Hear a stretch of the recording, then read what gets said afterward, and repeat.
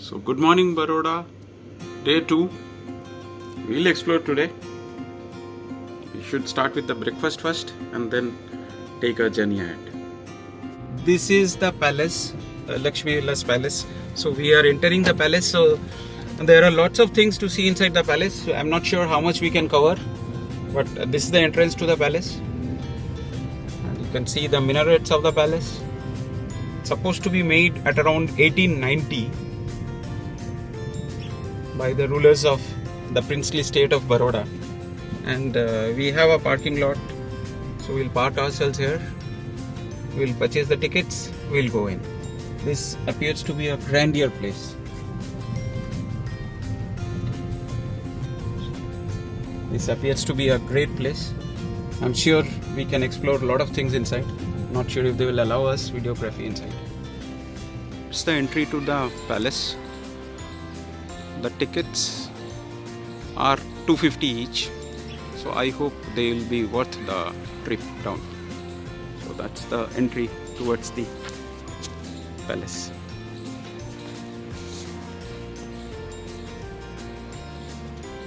That's the entry towards the palace. That's the architecture of the palace. Huge. This is the portion which is the front side of the palace. Supposed to be around 440 acres, made at around 1890, has some 170 rooms, and only a portion of it is available to the public because the royal residence still stays here. So this is the golf course, and from here you actually see the view of the entire palace. It's mammoth. This portion of the palace is accessible to the public, that to the ground floors, which has the Darbar Hall, Coronation Hall, Armory and other details. And that's the private residence of the princess, which is still there.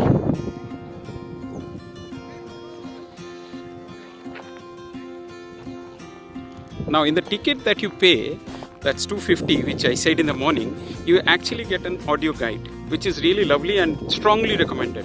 It's very nicely done. It tells you from where to start. It tells you the entire history. So I mean, I will really not go into those depths, but that's the front facade. And again, from there it says that they had this place, this portion used to have water, and you could see the reflection of the palace. So there are lots of things which are pointed out in the audio, and you can actually enjoy it. So I really wouldn't give you all those details. It's not worth, because if you really decide to come down, explore this place, you will miss that portions out. But it's really lovely, and it's highly recommended that you take this audio tour. There are many things to see inside the palace. It takes about an hour's time, and it's really worth the money that you spend here. So there's a portion out which we will just see, which I'll just take you outside, which actually commemorates that yes, this is the time the palace was built. So we'll check that portions out once I am there. So that's another portion of the palace with the sculptures on.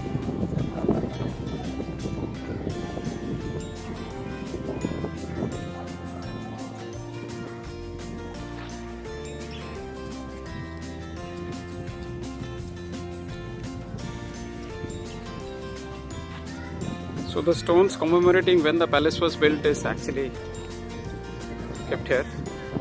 So this is the other portion of the entrance, and all these sculptures have a significance. Again, I am not going into the history part of it.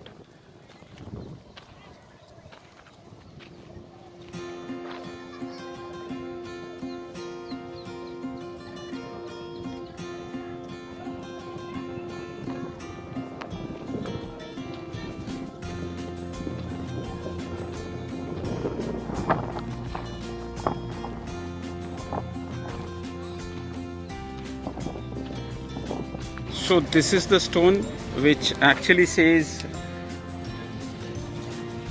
when it was laid out for the palace. So 1880, it is mentioned here.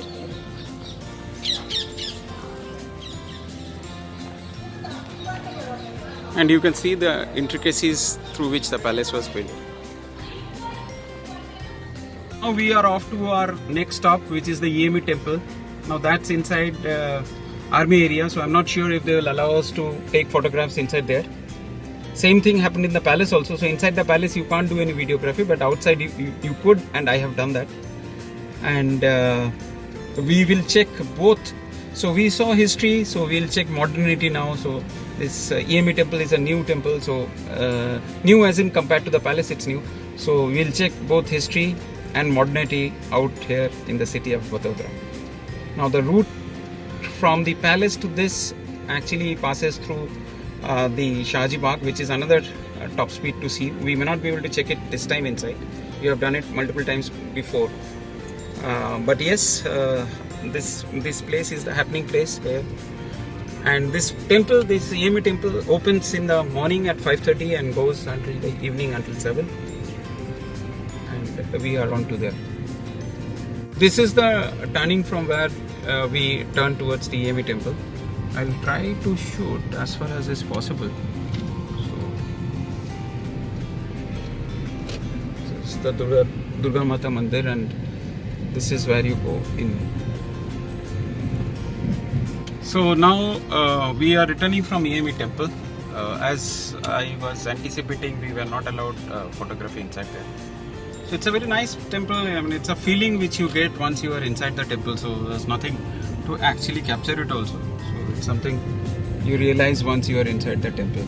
So now we are back towards the hotel, and more or less closing on day 2 visits. There are certain other things to do on a personal front, but yes, more or less closing on day 2 visit. So tomorrow we catch up on the journey to Statue of Unity.